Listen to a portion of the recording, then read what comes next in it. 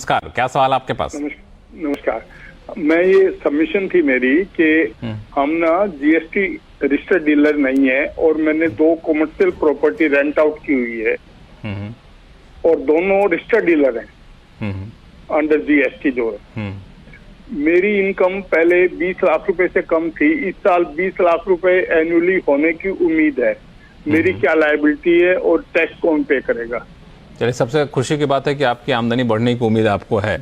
अब यह है कि ये जीएसटी रजिस्टर्ड नहीं है, जो उनको रेंट आउट किया वो जीएसटी रजिस्टर्ड है। जी हाँ चिराग जी, तो इसमें आपको मैं कानून बता देता हूं क्या कहता है जीएसटी का, कि जब आपकी 20 लाख क्रॉस होगी, जिस भी दिन आपकी 20 लाख क्रॉस होगी, उसके 30 दिन के अंदर आपको जीएसटी रजिस्ट्रेशन ले लेना चाहिए। ये मैंडेटरी है और जैसे ही आप जीएसटी रजिस्ट्रेशन लेंगे तो जीएसटी उस दिन से लगना शुरू हो जाएगा। अगर आप ऐसा नहीं करते हैं तो एक तो जीएसटी में वायलेशन हो जाएगा, क्योंकि आप जीएसटी रजिस्ट्रेशन के जो नियम है उनका उल्लंघन हो जाएगा। जहां तक उनकी बात है, आपके टेनेंट्स की बात है, तो वो फिर उसको रिवर्स चार्ज मैकेनिज्म में अभी 1/10/2024 से ही लक्ष्मण सर्कुलर आया है। इसमें हम लोगों ने काफी डिटेल में चर्चा भी किया। जी जी, तो उसमें आपको रिवर्स चार्ज मैकेनिज्म से फिर वो लगाना पड़ेगा। फिलहाल आप तो अपने लिए पूछ रहे हैं, उनकी अभी हम बात नहीं करते।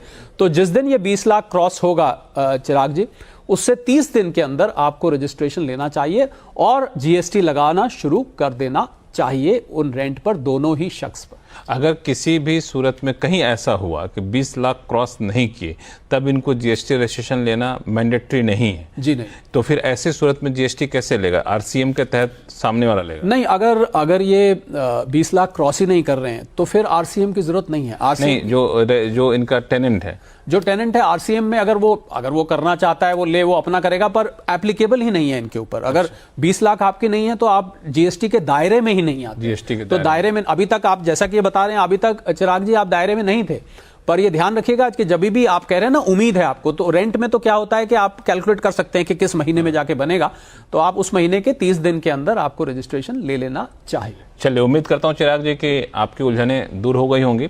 और टैक्स इसमें क्या होता है कि कई बार कोई टेनेंट खाली करके चला जाता है बीच में, तो हमारा किराया तो रेंटल इनकम तो कम हो जाएगी हमारी। उस क्वेश्चन में क्या करेंगे? नहीं, तो फिर आप वेट करिएगा जब तक 20, मैंने तो आपको पहले ही कहा कि अगर 20 लाख नहीं होता है तो आप दायरे से बाहर रहते हैं। जब भी फिर नया टेनेंट आएगा और 20 लाख उस साल में होगी तो फिर आप उसको रजिस्ट्रेशन 30 दिन के अंदर ले लीजिएगा। मैंने आपको इसीलिए एक थ्रेशोल्ड इंतजार कर लीजिए, जब 20 लाख होगा तब फिर रजिस्ट्रेशन उस पर लीजिएगा।